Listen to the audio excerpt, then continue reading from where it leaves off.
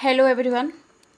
आइए आज हम लोग वेस्टर्न पॉलिटिकल थॉट को पढ़ेंगे और वेस्टर्न पॉलिटिकल थॉट के अंतर्गत आज हम लोग जॉन लॉक को जानेंगे और इनके जीवन परिचय और फिर इनकी रचनाएं को भी जानेंगे और फिर इनको जो है सामाजिक समझौता का प्रतिपादक माना गया है। तो जानेंगे कि सामाजिक समझौता सिद्धांत में इन्होंने क्या कहा है और इसकी क्या विशेषता है। तो आइए जानते हैं जॉन लॉक का जीवन परिचय। सामाजिक समझौता सिद्धांत के प्रतिपादक जॉन लॉक का जन्म 29 अगस्त 1632 में समरसेटशायर के रिंगटन नामक स्थान पर एक मध्यम वर्गीय परिवार में होता है। जब लॉक का जन्म होता है तो उस समय हॉब्स की आयु 43 वर्ष थी और ब्रिटिश संसद अपने अधिकारों के लिए राजा के साथ संघर्ष कर रही होती है। जब लॉक की आयु 12 वर्ष थी तो इंग्लैंड में गृह युद्ध शुरू हो जाता है। इसीलिए लॉक जो है अपनी प्रारंभिक शिक्षा जो है घर पर ही लेनी पड़ती है। लॉक ने 15 वर्ष की आयु में वेस्टमिनिस्टर स्कूल में प्रवेश करते हैं और 1652 ईस्वी में 20 वर्ष की आयु में ऑक्सफोर्ड विश्वविद्यालय में उच्च शिक्षा की प्राप्ति हेतु चले जाते हैं। उसने वहाँ यूनानी भाषा, दर्शन शास्त्र तथा अलंकार शास्त्र का अध्यापक का कार्य किया। लेकिन उस समय के संकीर्ण अनुशासन ने औपचारिक अध्ययन के लिए उसके उत्साह को जो है मंद कर दिया। उसने 1656 में बीए और 1658 में एमए की उपाधि प्राप्त करते हैं। इसके बाद उन्होंने ऑक्सफोर्ड विश्वविद्यालय में यूनानी भाषा, काव्य शास्त्र और दर्शन शास्त्र के अध्यापक के रूप में भी कार्य किया। इसके बाद लॉक ने एक चर्च में बिशप बनने का भी प्रयास करते हैं, लेकिन उसको वहाँ पे सफलता नहीं मिलती है। फिर 1660 में डेविड टॉमस नामक डॉक्टर के संपर्क में आते हैं। उसने चिकित्सा शास्त्र का ज्ञान प्राप्त करके इस क्षेत्र में अपनी रुचि बढ़ाई और एक सफल चिकित्सक बन जाते हैं। चिकित्सक के नाते सन 1666 में उसके संबंध एक सुप्रसिद्ध राजनीतिज्ञ और विंग दल के संस्थापक लॉर्ड एशली से होते हैं। इसके बाद आगामी 15 वर्षों तक लॉक जो है उनका निजी डॉक्टर रहा। उसने इस दौरान एशली के विश्वस्त सचिव के रूप में कार्य किया। इससे उसको ब्रिटिश राजनीति और राजनीतिज्ञों को जानने का भी मौका मिलता है। 1672 में एशली चांसलर बनते हैं और लॉक जो है उन्हीं के कृपा से महत्वपूर्ण शासकीय पदों पर जो है आसीन होते हैं। लेकिन रोमन कैथोलिक चर्च का पक्ष लेने के कारण जो है राजा की प्रवृत्ति का विरोध करने के कारण उसे 1673 में चांसलर के पद से हटा दिया जाता है। लॉक पर भी इसका प्रभाव पड़ा। लॉक इसके बाद 1675 में स्वास्थ्य लाभ हेतु, क्योंकि उस समय उनका तबीयत खराब हो जाता है, इसीलिए वो फ्रांस चले जाते हैं और 1679 तक वहाँ रहा और वहाँ से फिर वापस लौटने पर उसे पुराने पद पर जो है बैठाया जाता है। इस दौरान इंग्लैंड में राजनीतिक विद्रोह की आग फिर से जो है भड़क जाती है और राजा ने एशली से नाराज होकर 1681 में उसे पद से भी हटा दिया जाता है।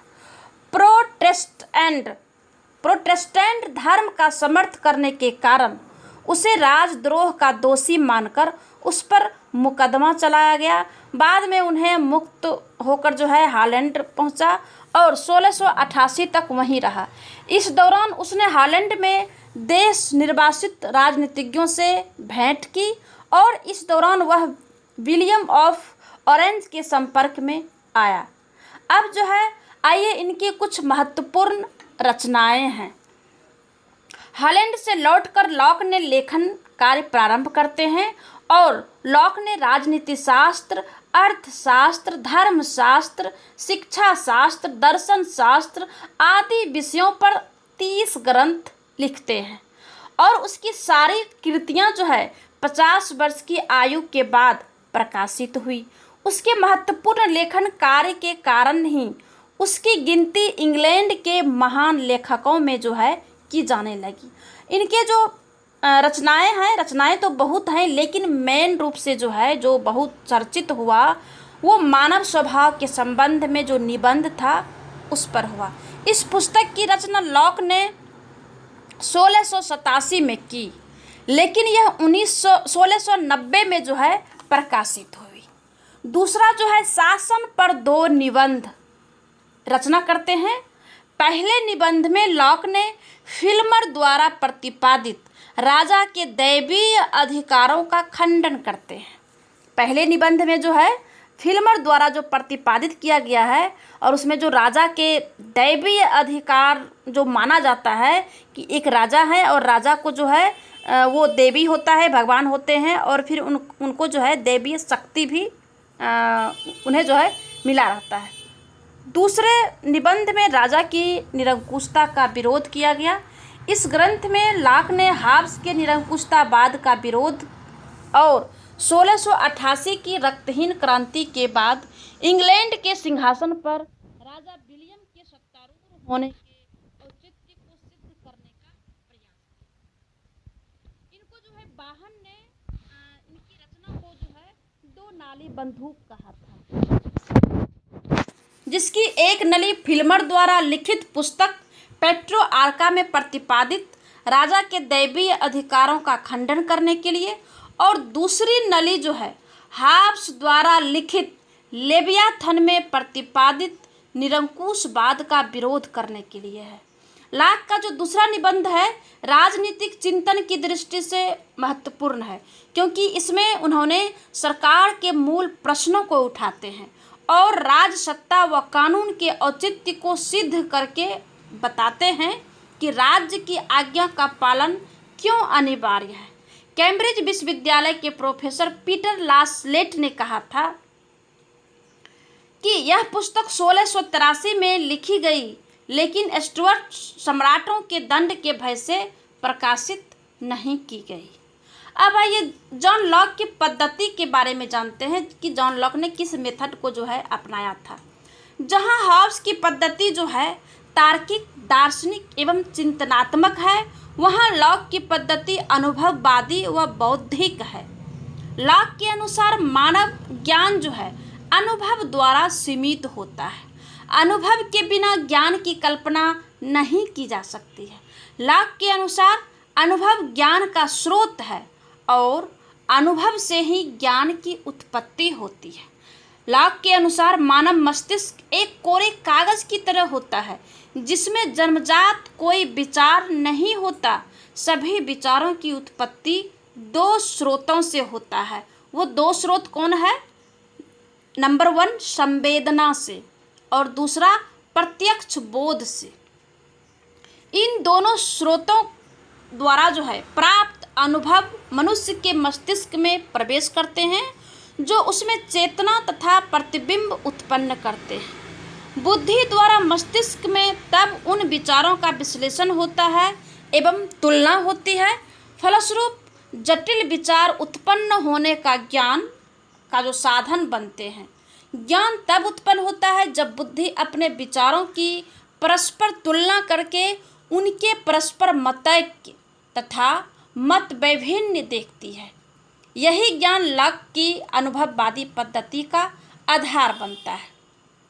अब जो है लॉक की जो अध्ययन पद्धति है हॉब्स की अध्ययन पद्धति से अलग रहता है। लॉक हॉब्स की तरह एक दार्शनिक नहीं है, उसमें हॉब्स की तरह मौलिकता भी नहीं है। लॉक का विचार ना तो गहन अध्ययन का प्रतिफल है और ना ही तर्क का, वह सिर्फ व्यवहारिक बुद्धि का धनी है। जहाँ हॉब्स ने वैज्ञानिक, भौतिक, मनोवैज्ञानिक तथा तार्किक पद्धति को अपनाया, वहीं लॉक की अध्ययन जो है विचार पद्धति अनुभवजन्य, मनोवैज्ञानिक तथा बुद्धिपरक है। लॉक ने प्रबुद्ध विचारकों के विचारों व विश्वासों को सरल, गंभीर और हृदयग्राही बानी दी है। इसके बाद भी लॉक की पद्धति में कुछ दोष है। क्या दोष है? जैसे पहला है कि लॉक ने यह बताया है कि विचार की उत्पत्ति अनुभव से होती है, लेकिन उसने संपूर्ण अनुभूति जन्य ज्ञान की निश्चितता को स्वीकार नहीं किया। और दूसरा जो दोष है लॉक की पद्धति की मौलिक त्रुटि यह भी है कि वह संगत नहीं है। शुद्ध तर्क की दृष्टि से उसके विचार पूर्णतया असंगत है। इस प्रकार लॉक ने ज्ञान के क्षेत्र को उसके अज्ञान के क्षेत्र से बहुत छोटा माना है। यदि अनुभव आधारित ज्ञान का क्षेत्र सीमित है तो उस पर विश्वास क्यों किया जाए? लॉक ने बहुत सी अनुभव प्रधान मान्यताओं को स्वयं सिद्ध मानकर गलती की है, अतः उसके विचार जो है अपूर्ण और असंगत है। लेकिन संगीत के अभाव में भी विचार पूर्णतः गलत नहीं हो सकता है। लॉक की अनुभववादी पद्धति अपने दोषों के बाद भी एक महत्वपूर्ण पद्धति है। अब आइए जानते हैं कि राज्य का सिद्धांत को जो है सीमित राज्य कहा है। लॉक का जो राज्य जो है व्यक्तियों के पारस्परिक समझौते की उपज को मानता है। लॉक ने प्राकृतिक अवस्था की कमियों को दूर करने के लिए अपने राज्य की स्थापना करते हैं और प्राकृतिक अवस्था के दोषों को दूर करके मानव द्वारा राज्य की स्थापना करके शांति और सुव्यवस्था कायम करने के उद्देश्य से लॉक ने अपने सीमित राज्य की व्यवस्था करते हैं। लॉक के समझौते द्वारा राजनीतिक समाज की व्यवस्था उत्पन्न की जाती है और प्राकृतिक समाज में जो है प्राकृतिक समाज में होने वाले जो उसमें व्यक्तियों होते हैं, व्यक्तियों के द्वारा सर्वोच्च समुदाय या राजनीतिक समाज या राज्य की उत्पत्ति की जाती है। अब जो है लॉक के राज्य में प्रभुसत्ता समुदाय के पास रहती है, लेकिन इसका जो उपभोग होता है बहुमत द्वारा किया जाता है। राज्य जो है निरंकुशता के साथ कार्य कर सकता है, लेकिन जनहित के लिए ही करेगा। इसके कानूनों को प्राकृतिक या ईश्वरीय कानूनों के जो है अनुरूप होना चाहिए। इसे तुरंत दिए गए आदेशों का पालन नहीं करना चाहिए, बल्कि कानूनों तथा अधिकृत जजों के माध्यम से ही करना चाहिए। विधायिका जो है कानून बनाने की शक्ति को हस्तांतरित नहीं कर सकती है। समुदाय अपनी इच्छा अनुसार न्यासधारियों को बदल सकता है। लॉक इसीलिए जो है लॉक के सामाजिक समझौते द्वारा जो स्थापित राज्य है इसकी जो है कई विशेषताएं हैं, जैसे कि संवैधानिक राज्य। लॉक की जो है सामाजिक समझौते सिद्धांत की विशेषता उसमें पहला है संवैधानिक राज्य। लॉक का जो राज्य एक संवैधानिक राज्य है, इसका अर्थ है कि राज्य कानूनों के द्वारा अनुशासित, अनुप्राणित और संचालित होता है। लॉक की मान्यता है कि जहां मनुष्य अनिश्चित, अज्ञात एवं स्वेच्छाचारी इच्छा के अधीन रहते हैं वहां उन्हें राजनीतिक स्वतंत्रता प्राप्त नहीं हो सकती है। विधानसभा प्राकृतिक कानून की सीमा के अंतर्गत रहकर कानून निर्माण का कार्य करती है और राज्य जो है जहां संचालन कानूनों द्वारा होता है वहां नागरिकों की राजनीतिक स्वतंत्रता सुरक्षित रह सकती है। लॉक का कहना है कि समाज और शासन के उद्देश्यों के साथ निरंकुश स्वेच्छाचारी शक्ति अर्थात बिना निश्चित स्थापित कानूनों के शासन करने की धारणा कोई संगति नहीं रखती है। लॉक का कहना है कि प्रत्येक राज्य में कार्यपालिका के पास संकटकालीन शक्तियां होती है और इन शक्तियों को विशेषाधिकार भी कहा जाता है। ये विशेषाधिकार का पूरक होते हैं। इस प्रकार लॉक जो है विशेषाधिकार के महत्व को कानून की सत्ता के अनुरूप जो है स्वीकार करता है। अब जो है दूसरा आता है जन कल्याण का उद्देश्य। लॉक की जो राज्य की सबसे अधिक महत्वपूर्ण विशेषता है वह है राज्य जनता के लिए, जनता राज्य के लिए नहीं। लॉक ने इस बात पर जोर दिया कि सरकार का उद्देश्य मानव समुदाय का कल्याण करना है। इन्होंने लिखा है कि संपत्ति को नियमित करने और उसका परीक्षण करने के लिए दंड सहित कानून बनाने और उन कानूनों को क्रियान्वित करने के लिए समुदाय को सैनिक शक्ति प्रयुक्त करने का भी अधिकार होना चाहिए। यह सिर्फ जनता की भलाई के लिए होता है। लॉक ने राज्य का यंत्रवादी दृष्टिकोण अपनाते हुए राज्य को उपकरण मानते हुए जनता के कल्याण की बात कही है। राज्य का उद्देश्य मनुष्य के प्राकृतिक अधिकारों, जीवन, स्वतंत्रता तथा संपत्ति की रक्षा करना है। यह जो है राज्य का उद्देश्य होना चाहिए। तीसरा है सहमति पर आधारित। लॉक के जो राज्य की उत्पत्ति है जन समुदाय की व्यापक सहमति पर होती है। प्राकृतिक अवस्था में सभी मनुष्य स्वतंत्र और समान हैं, इसलिए किसी को उसकी इच्छा के विपरीत राज्य का सदस्य बनने के लिए विवश नहीं किया जा सकता है। जो लोग राज्य की व्यवस्था से बाहर प्राकृतिक अवस्था में रहना चाहे वे प्राकृतिक अवस्था में रह सकते हैं। इसीलिए लॉक ने कहा है कि मनुष्यों की सहमति स्पष्ट और प्रत्यक्ष न होकर मौन भी हो सकती है। फिर भी लॉक इस बात पर जोर देता है कि राज्य जो है समस्त जनता की सहमति है एवं जन कल्याणार्थ राज्य को सहमति प्रदान करती है। चौथी जो विशेषता है धर्मनिरपेक्ष राज्य है। लॉक का राज्य धर्म सहिष्णु राज्य है। लॉक का मानना है कि विभिन्न धर्मावलंबियों के रहने से राज्य की एकता नष्ट नहीं होती है। लॉक के लिए धर्म व्यक्तिगत वस्तु है। धर्म का संबंध व्यक्ति की भावना तथा आत्मा से होता है। लॉक जो है व्यक्ति को उनके अंतःकरण की भावना के अनुसार उपासना की स्वतंत्रता प्रदान करता है। अतः राज्य के लोगों के धार्मिक मामलों में हस्तक्षेप नहीं होना चाहिए। लेकिन यदि मानव की धार्मिक गतिविधियों से समाज पर बुरा प्रभाव पड़ता है या शांति भंग होती है तो लॉक के अनुसार राज्य उनकी धार्मिक गतिविधियों पर प्रतिबंध लगा सकता है। इसका जो पांचवा विशेषता है उदारवादी राज्य है।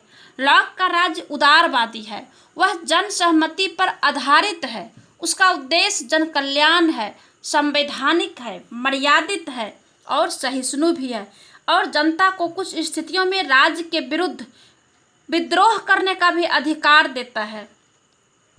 लॉक ने शासकों को नैतिक बंधन में बांधकर उन्हें शासितों या प्रजा के प्रति उत्तरदायी बनाया है और शासन को विधि के अधीन कर पृथक्करण के सिद्धांत का बीजारोपण कर देते हैं। बहुमत के निर्णय में अपनी आस्था प्रकट कर एवं हिंसक सुधारों के बदले शांतिपूर्ण सुधारों का प्रतिपादन कर लॉक ने उदारवाद का परिचय देते हैं। इनकी जो छठी विशेषता है सीमित राज्य। राज्य का जो है लॉक का राज्य सीमित और मर्यादित है, असीम है, निरंकुश नहीं है। लॉक ने राज्य पर सीमाएं लगाकर उसे मर्यादित कर दिया है।